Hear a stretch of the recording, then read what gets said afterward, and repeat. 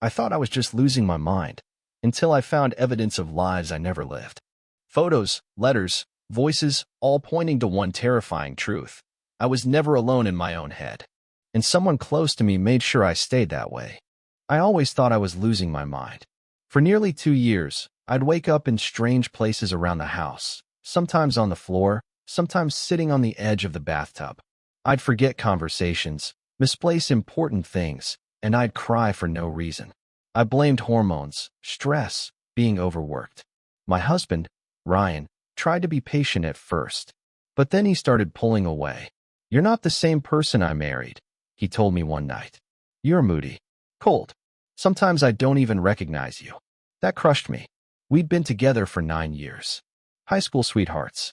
Married right out of college. He used to say I was his safe place. But somewhere along the way, I stopped feeling safe myself. Doctors ran tests, blood work, brain scans. Nothing. One suggested I might be dealing with depression. Another hinted at early signs of a dissociative disorder. The scariest part? Deep down, I agreed with them. I kept a journal to track episodes. I installed a camera in our bedroom, told Ryan it was for security, though even I wasn't sure what I was looking for. And then everything fell apart. Ryan left, packed a bag one Saturday morning while I was in the shower, and said he couldn't live in a war zone, that I was changing, and he felt like I was hiding something. I begged him to stay. He said, "Maybe when you're better." That night, I blacked out. I woke up in my car, parked in a Walmart lot, with no idea how I got there. I checked the security footage from the night before, hands shaking. At exactly 2:17 a.m., the camera showed me getting out of bed, but it wasn't me. I mean, it was my face, my body, but the way I moved, the blankness in my eyes. It felt like watching a stranger wear my skin. She stood at the mirror for 20 minutes, smiling, whispering something to herself I couldn't make out. Then she walked to Ryan's side of the bed and just stared at the empty pillow.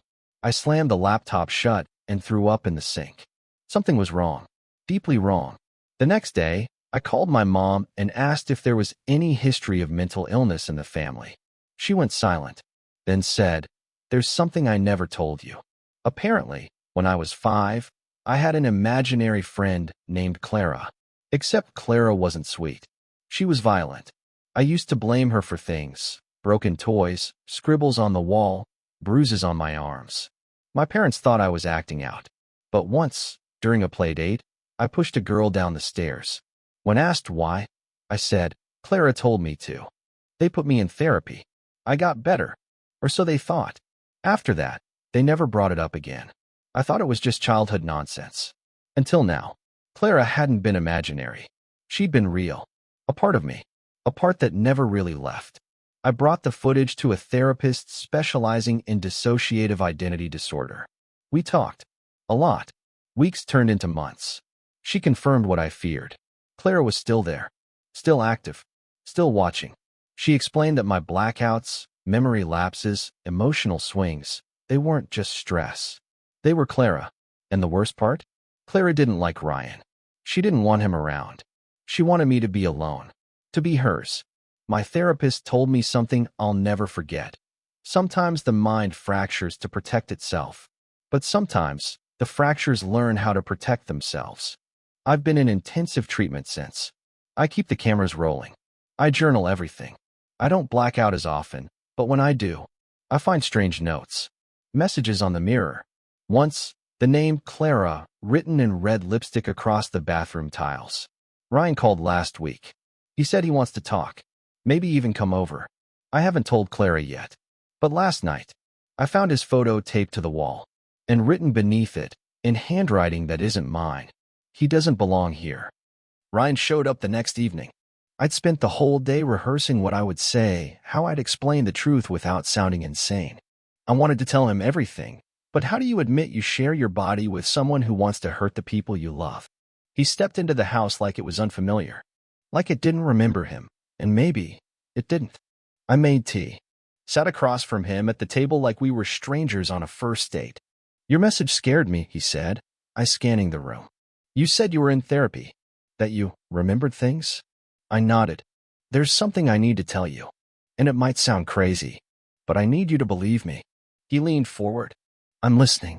I told him about Clara, not the childhood version. The current one.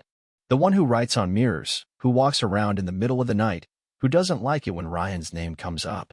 I showed him the journal entries, the videos, even the lipstick photo on the mirror, though I'd wiped most of it off. He didn't laugh. He didn't scoff. But he did look scared. Jesus, he whispered. You think this other version of you hates me? No, I said carefully. I know she does. Ryan stood and started pacing. So what? You've got another personality living in your head, and she's what, jealous? Possessive, I said. Protective. She thinks she's helping. He laughed once. Bitterly. Helping by chasing me away? Helping by keeping me safe. From things she doesn't trust. There was silence between us for a long time. Then Ryan said something I didn't expect. Then let me prove I'm not the enemy. That night, he stayed over. He insisted on sleeping on the couch. Said it was less pressure that way. Said he wanted to be nearby just in case. I agreed, reluctantly. I set up the camera in the living room. One in the hallway. One by my bed. Just in case Clara decided to show up. But when I woke up, everything felt normal. Until I checked the footage. 2:03 a.m. nothing. 2:14 a.m. a flicker in the hallway. 2:17 a.m. me. Standing in the doorway of the living room. Still as stone. I just stood there. Watching Ryan sleep. Not moving. Not blinking. 10 minutes passed. Then 20. At 2:39 a.m., she leaned in and whispered something in his ear. He stirred. Mumbled. Rolled over. She straightened. Then she walked away. My blood went cold. I zoomed in. Turned up the volume. The whisper was faint, but just clear enough. 3 words. He's lying again. I stared at the screen, heart pounding. Lying? About what? I crept into the living room. Ryan was still asleep. Or pretending to be. Because clenched in his hand, barely visible beneath the blanket, was his phone. I gently slid it out, fingers trembling. It wasn't locked. And what I saw made my stomach twist into knots. There were messages. Dozens. From a contact saved as M. Messages like, she'll never know. You're a good actor. Get what you need and get out. Don't forget to grab the journal. And the last one, timestamped just after midnight. Tonight's your chance. I nearly dropped the phone. Clara hadn't been jealous. She'd been warning me. Ryan stirred. Opened his eyes. Saw me holding the phone. His face went pale. I didn't say a word. But Clara was wide awake now. And I think she's ready to make her rules very, very clear. Ryan sat up, eyes locked on the phone in my hand. For a split second, neither of us said anything. Then he stood. Slowly. Hands out. Like I was some wild animal about to bolt or bite. Listen, it's not what you think, he started, voice low, controlled. I was trying to get what you need and get out. I cut him off, reading his message back to him. His jaw tightened. What's in the journal, Ryan? What were you supposed to find? He hesitated. And that's when I felt it. The shift. Like someone else blinked from behind my eyes. I staggered slightly, gripped the edge of the counter. The pressure in my head wasn't pain, it was presence. Clara. Watching. Listening. Ready. Ryan's face changed when he saw me sway. He looked afraid. Like he could see her, too. You really don't remember, do you? He whispered. Remember what? He looked down. Then muttered something that didn't make sense. Clara did this before. My blood froze. What? He stepped closer, hands still up. Years ago. We met at a bar. You introduced yourself as Clara. We talked for weeks, months, even. And then one day, you just disappeared. Switched back. Didn't remember me at all. I couldn't breathe. You came back into my life like nothing ever happened. Called yourself Mia. Said you didn't know me. But I did know you. I knew her. Everything inside me started unraveling. Ryan shook his head like he couldn't believe he was saying it out loud. I thought if I could find the journal, maybe I could trigger her, bring Clara back. She was stronger. Sharper. She didn't need anyone. I stared at him, horrified. So this was never about me? I whispered. It was about her? His silence was the answer. And Clara? Clara was done waiting. My hand moved without me meaning to. The phone slipped from my fingers and hit the floor with a sharp crack. I felt my body straighten. My breathing slowed. But I wasn't in control anymore. Hello, Ryan, I heard myself say, but the voice didn't feel like mine. It was calmer, colder. Clara. Ryan backed up. I didn't mean to. You're always lying, Clara said through me. Even when you think you're not. You play with people like we're puzzles. But you forgot one thing. Her smile stretched my lips. I felt it, but it didn't belong to me. You don't play me. Ryan looked terrified now. He took another step back, toward the door. Leaving so soon? Clara asked sweetly. I wanted to scream, to take back control, to move my body, anything. But she had me locked in. He reached the door, yanked it open, but it slammed shut, on its own. He turned, eyes wide. Clara laughed. You came looking for me, she said. Well, here I am. Then she stepped forward and whispered, Now tell me everything. Ryan was frozen. His hand still hovered near the doorknob, but it was clear he wasn't going anywhere. Clara. I tilted my head. You wanted to bring me back, right? She asked softly. So here I am. Let's talk. Ryan swallowed hard. Clara, listen, I didn't mean to manipulate you. I missed you. A lie. She could smell it. I could feel her recognizing it inside me. You missed the control, she said. You missed the way I made you feel. Invincible. Untouchable. She stepped closer. He didn't move. You think I didn't know what you were doing when you brought me here? This house, these memories you tried to recreate. You thought a few journal pages would wake me up like some spell. He flinched. Then he whispered, You used to need me. Clara laughed, cold, hollow. No. You needed me. I just let you think you were in charge. The room felt tighter. I was still there, trapped inside, watching this unfold from the backseat of my own mind. I wanted to scream at her to stop, to let me out. But she wasn't done. You read the wrong pages, Ryan, Clara whispered. You thought you could pull my strings. But you don't remember what I left out of that journal. He frowned. What do you mean? She leaned in, so close their noses almost touched. There's one entry I never let you see. One thing I never told anyone. His breath caught. What? Clara grinned. I knew this day would come. She pulled a small brass key from her jacket pocket. My jacket pocket. Where had that even come from? She held it up. Ryan blinked. What's that? She nodded toward the hallway. The door in the basement. His face paled. You never opened it, did you? She asked. He didn't answer. I told you never to open that door unless I was with you. And you listened, until now. But since we're together again, she smiled, why don't we go down and finally see what you were so afraid to find? No, he said quickly. No, Clara, that's not a good idea. You said it wasn't safe. Clara raised an eyebrow. I said it wasn't safe for you. Then, without waiting for his permission, she turned and walked toward the hallway. And Ryan? He followed. Because deep down, he knew. This was never going to end on his terms. And as for me, I couldn't do anything. Not yet. But I felt something shift inside me. A crack in Clara's control. A sliver of light. And if I could just hold on to it, maybe, I could take myself back before it was too late. The basement steps creaked like dying bones beneath our feet. Each step we took was a countdown now. Not to something we feared, but to something Ryan had buried. Literally, maybe. Clara, still controlling my body, walked calmly, confidently. She hummed a tune I didn't recognize, but it made my skin crawl from the inside out. Ryan followed. Not because he wanted to, because he had to. He knew that whatever was waiting behind that basement door. He put it there. When we reached the landing, Clara didn't hesitate. She slid the brass key into the lock. Click. The door groaned open like it had been holding its breath for years. Inside. Concrete floor. One bare bulb flickering from the ceiling. And in the center of the room. A single wooden chair. Straps on the arms. Straps on the legs. Bloodstains. Old. But unmistakable. Clara stepped in. Ryan didn't. She ran her hand along the back of the chair. I remember this, she whispered. You said you wanted to help me stay focused.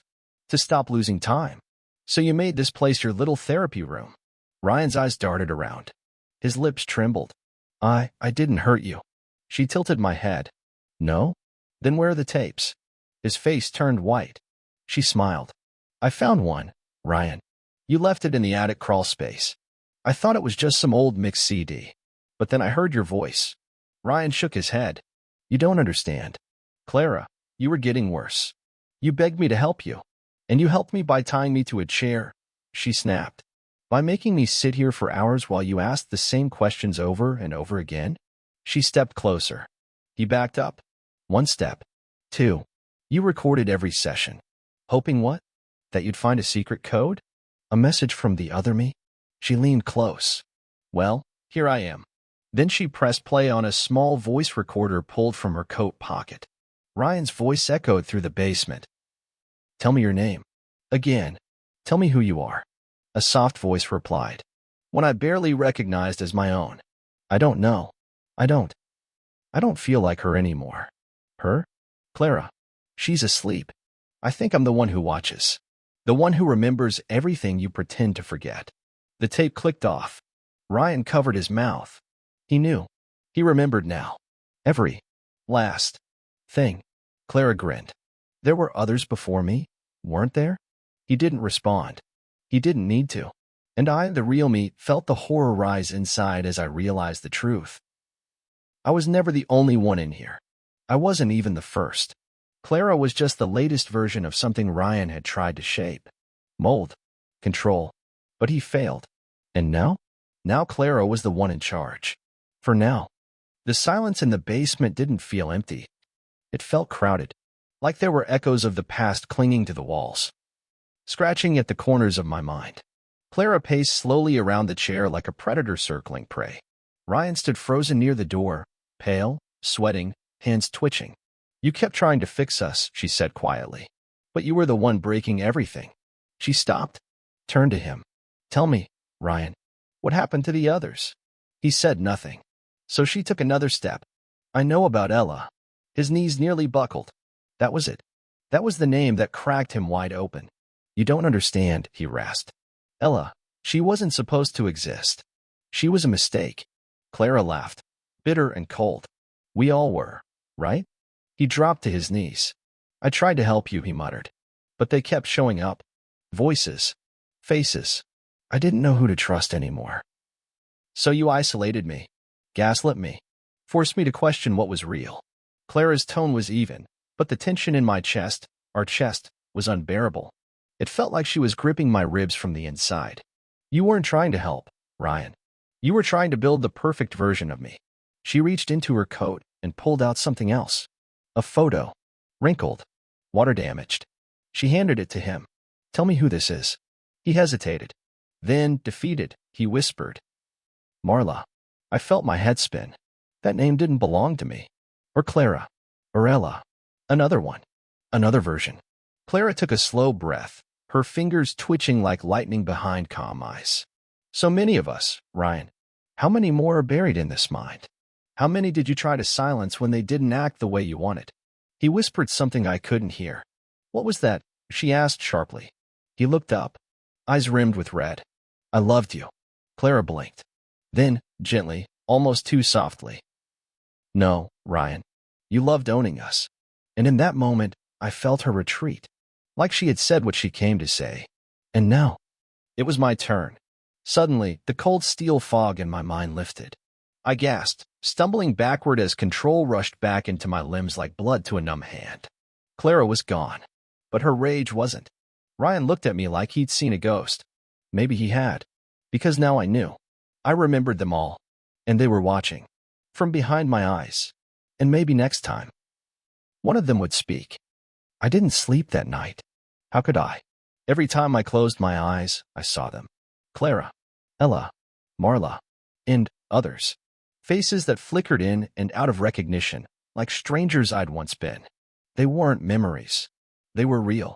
Pieces of me, carved out and left behind like forgotten rooms in a crumbling house. Ryan was asleep upstairs. I didn't know how. Maybe guilt doesn't weigh anything when you've carried it long enough. I stared at the photo Clara had dropped before fading. It showed a girl smiling at the edge of a pier, wind in her hair, a light in her eyes. But I didn't recognize her. I looked like her, but she wasn't me. And yet, I remembered how the water smelled that day. What was happening to me? I slipped outside. The night air was thick and still, but inside my head, it was chaos. Whispers overlapping. laughter echoing in strange corners. I reached up to touch my temple, half expecting to feel cracks in my skull. That's when I heard the phone ringing. Not my phone.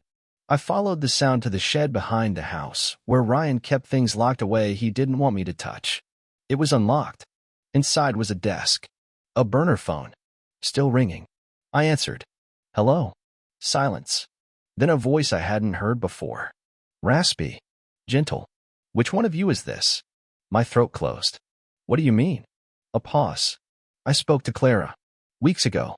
She said she might not last much longer. That one of the others would surface soon. I didn't think it would be you. I sat down, heart pounding. Who are you? My name's Devin, the voice said. I was one of the therapists Ryan brought you to. My blood ran cold. I never saw a therapist named Devin. No, he said. But Ella did. And so did Marla. Separately. He thought if he changed the names and settings, you wouldn't realize. He kept trying to reprogram you, without your consent. I felt sick. He kept switching us? He didn't create you, Devin said. But he sure as hell tried to control you. I gripped the phone tighter. I need to know how many of us there are. Devin hesitated. Then, quietly. There were 7. I almost dropped the phone. 7. 7 names. 7 lives. But I could only remember fragments of 4. What happened to the other 3? Where are the rest of them? I asked. Silence. Then, they went dark. What does that mean? They haven't surfaced in years. I don't know if they're gone, or just hiding. I stood up, staring out into the night, as a new voice whispered from inside my chest. One I didn't recognize. But it wasn't mine. Not yet. And suddenly, I wasn't sure who I was anymore. But I knew this. Ryan didn't just hurt us. He built us. And now? We were waking up. All of us. One. By one. By one.